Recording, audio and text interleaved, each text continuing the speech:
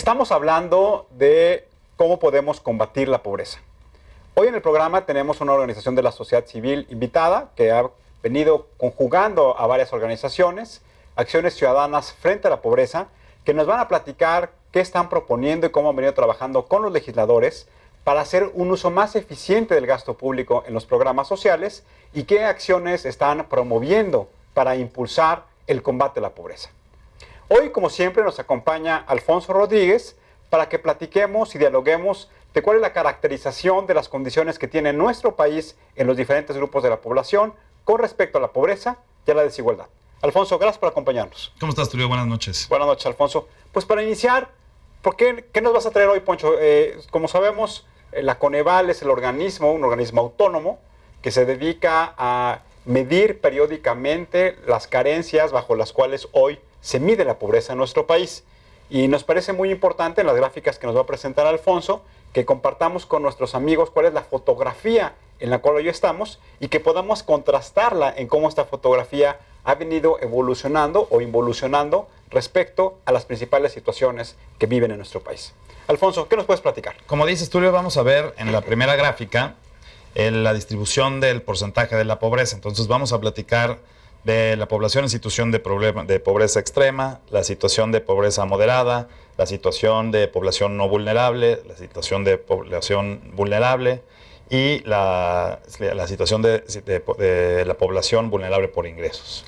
Adelante, Alfonso, ¿nos lo puedes comentar? Entonces, mira, para empezar, podríamos empezar a hablar de que la pobreza, como tú ya lo estabas diciendo en tu introducción, se encuentra entre la pobreza moderada y la pobreza extrema, es el 45.5%, teníamos en el 2012, y ahora en el 2014 tenemos el 46.2%. Estos son datos al 2014, los que tú mencionabas eran datos del 2015. También tenemos que la población vulnerable por carencias sociales en el 2012 representaba el 28.6% y en el 2014 el 26.3%. Esto quiere decir que son carencias sociales pues, cuando no tienen servicios de salud, cuando no tienen... Un poco lo que explicábamos al inicio del programa, Alfonso. Exactamente. También tenemos la población en situación de pobreza moderada, que esa es la doble composición con la pobreza extrema, que es del 45 y del 46%. Tenemos la población vulnerable por ingresos, que representa el 62.2 y el 7.1%. Esta población es la que sí tiene que utilizar todos sus ingresos para cubrir todos los servicios de salud, de alimentación y de vivienda. Y tenemos por último la población no pobre y no vulnerable, que representa el 19.8% en el 2012 y el 20.5% en el 2014. Aquí lo que creo que es muy importante es que si tomáramos la fotografía de a finales de los años 90 en México y lo comparamos no solamente con el porcentaje de la población, sino el número de población, hoy lo que tenemos identificado es que hay 14.5 millones de personas más que se encuentran en situación de pobreza. Y eso de lo que habla, yo me acuerdo muy bien, alguna vez estaba en una reunión cuando se hablaba de que un programa social tenía un bajo impacto porque nada más estaba atendiendo pocas familias. Y me acuerdo muy bien que una persona se dijo, oiga, no señores, pero tenemos que pensar que una familia pues, es una familia que piensa, es una familia que vive, es una familia que tiene capacidad de generar riqueza. Entonces, nos parece lo importante es que también no solamente irnos con los porcentajes, sino también el número absoluto de cuántos millones de personas más hoy se encuentran en esta situación de pobreza. Totalmente de acuerdo, porque hoy podemos ver en las cifras algunas variaciones que parecieran pequeñas en un porcentaje, pero que en realidad, al menos que esté afectando, son miles de personas las que están afectadas con ese índice. Entonces, me parece que sí sería un poco insensible de parte de nosotros por que sea un punto porcentual o un pequeño margen el que ha beneficiado alguno de los programas sociales, decir que ha sido marginal, porque en realidad la atención que tiene de personas me hace que sí es importante. Vamos a ver la siguiente gráfica, Alfonso. ¿Qué nos puedes platicar? La siguiente gráfica, habla por población.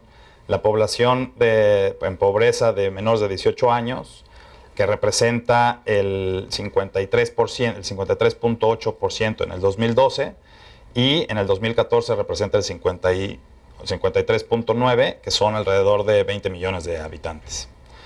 La población de entre 18 y 64 años, en el 2012 representaba 28.2 millones de habitantes, que es el 40.7%, y en el 2014 casi 30 millones de habitantes, que es el 41.9%.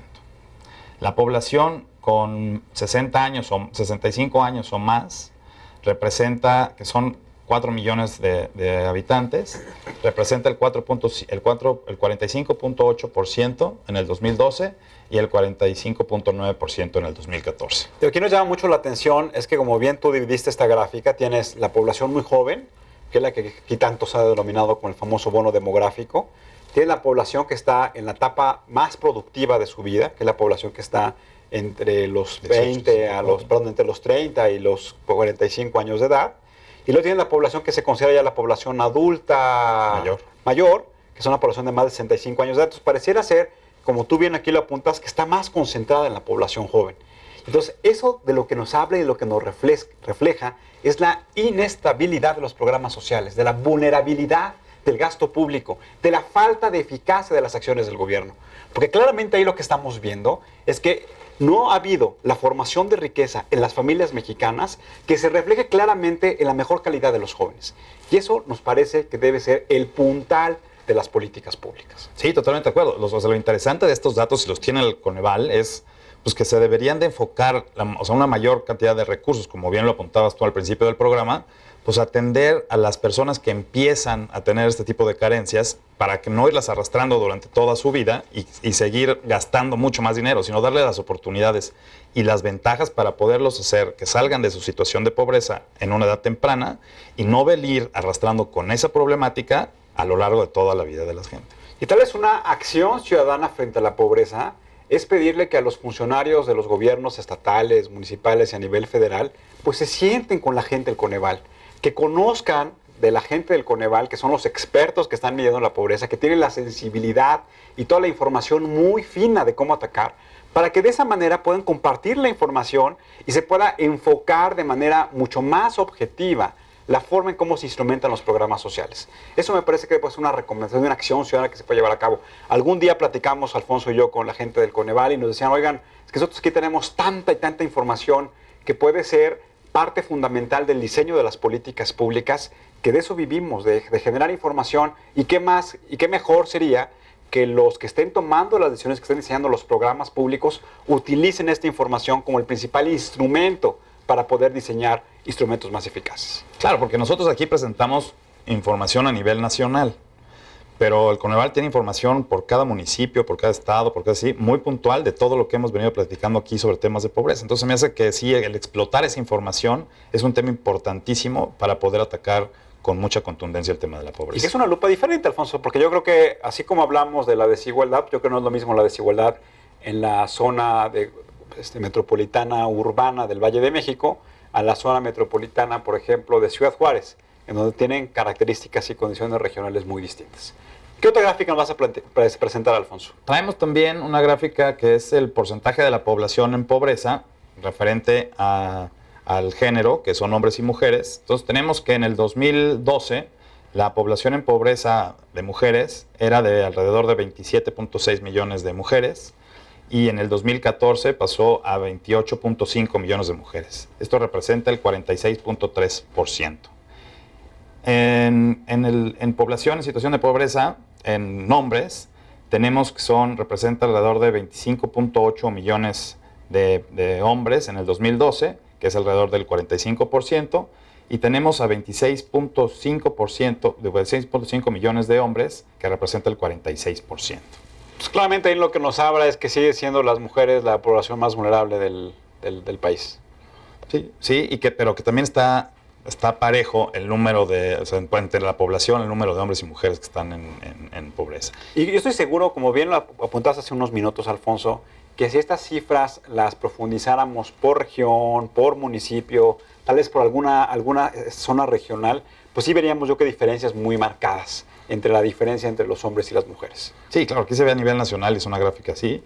Y yo creo que para efectos del programa es lo que tendríamos que traer, porque hacerlo desglosado por cada uno de los estados sería como muy, a lo mejor aburrido para la gente que nos está viendo, y estos son datos así generales que nos dan una perspectiva y una caracterización de cómo está la pobreza en México.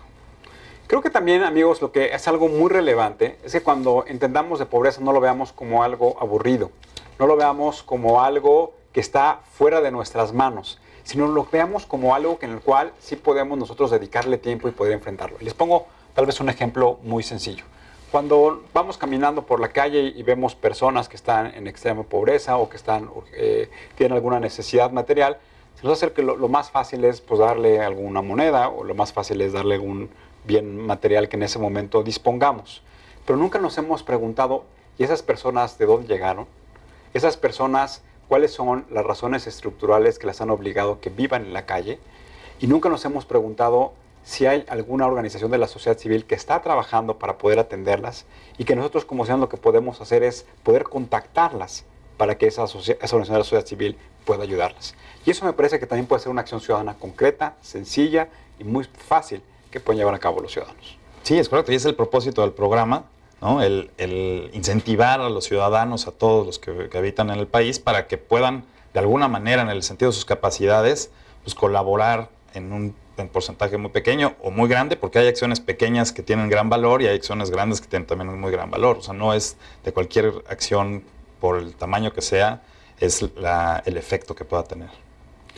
Vamos a ver la siguiente gráfica, Alfonso. ¿Qué nos puedes comentar? Esto aquí estamos dividiendo a la población rural y la población urbana. Tenemos que para el 2012 había en situación de pobreza 16.7 millones de mexicanos, y en el 2014 pasa a ser a 17 millones en la población rural. En la población urbana pasa de 36.6 millones en el 2012, que representa el 40.6%, y en el 2014 son 38.4 millones, que representa el 41.7%. Claramente aquí vemos que la población rural es la más vulnerable en tema de pobreza, y pues como tú bien lo apuntabas al principio del programa, pues son los que es más complicado y más caro llevar todos los servicios de salud, de educación, de urbanos, de los servicios de agua potable y alcantarillado y todo eso en zonas rurales, que en el tema urbano. Sí, también, por ejemplo, se habla de una estadística en la cual dice que cuando hay un asentamiento urbano irregular, es decir, que algunas personas, ante la posibilidad de comprarse un terreno, invaden ese terreno y poco a poco ahí se van generando comunidades irregulares, cuesta casi 3 veces más poder llevar los servicios públicos que tú acabas de mencionar, de agua, alcantarillado y drenaje, que si hubiera sido una comunidad ordenada y la infraestructura básica urbana hubiera estado desde el inicio de la construcción de esas viviendas, lo cual me parece que es muy importante. También llama mucho la atención, Alfonso, y yo quisiera explicarlo de una manera muy sencilla, que como yo decía al inicio, 2/3 partes de la población rural se considera que tienen las carencias necesarias para clasificarla como pobres. Pero también, le decíamos, por el número de las personas que hoy viven en las zonas metropolitanas, es decir, en las zonas urbanas, es mayor el número de personas que tienen pobreza urbana que las personas que tienen pobreza y que viven en comunidades rurales. Pero son dos dinámicas diferentes, son dos acciones de carácter gubernamental, de carácter comunitario distintas, como bien tú lo apuntabas, por la localización geográfica, pero también por la visión cultural, lo que le llaman la famosa cosmovisión, que tienen las personas que habitan tal vez en las zonas rurales a las que habitan en las zonas urbanas. Son dinámicas de población, son dinámicas económicas diferentes. Claro, y por eso hace mucho sentido el que se dividan, además de por el costo y la problemática que tienen, sino porque son dos visiones totalmente distintas y una forma de atender los programas de pobreza totalmente distintas. Vamos a ver la última gráfica, Alfonso. Sí, esta es una gráfica que habla un poquito de lo que también platicabas al principio del programa, que son como de los programas sociales y cómo han afectado los programas sociales en el rezago en pobreza. Entonces tenemos en primer lugar el rezago educativo, que aquí tenemos la cifra en el 2012 de 19.2% y ahora una pequeña disminución, pero grande en personas, que es el 18.7%. Tenemos también la carencia por acceso a los servicios de salud, que en el 2002 representaba el 21.5% y ahora tenemos una disminución al 18.2%. Con respecto a la carencia de acceso a la seguridad social, también tenemos que se reduce, una reducción importante, que es del 61.2% al 58.5%.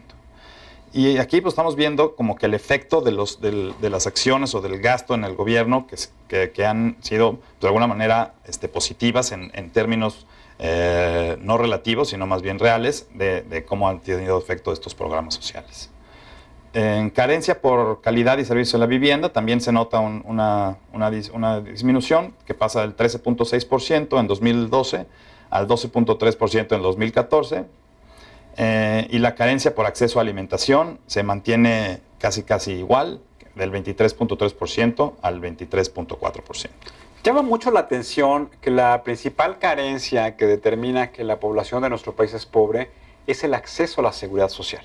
Y un poco, ¿a qué le llamamos seguridad social? Que las personas pueden asistir a hospitales públicos, que las personas pueden acceder a un esquema de retiro digno, es decir, a una pensión digna cuando esas personas han dejado o han llegado a la edad de retirarse del trabajo, que las personas puedan acceder a un esquema de financiamiento para adquirir una vivienda. Y eso entonces lo que se le ha denominado en términos técnicos como el piso básico de la seguridad social. Y cuando comparamos una sociedad, por ejemplo, en Europa o en algunos países de las grandes economías del mundo, fundamentalmente lo que vemos es que el gasto social va destinado a mantener en términos de operación muy eficiente ese piso básico de seguridad social.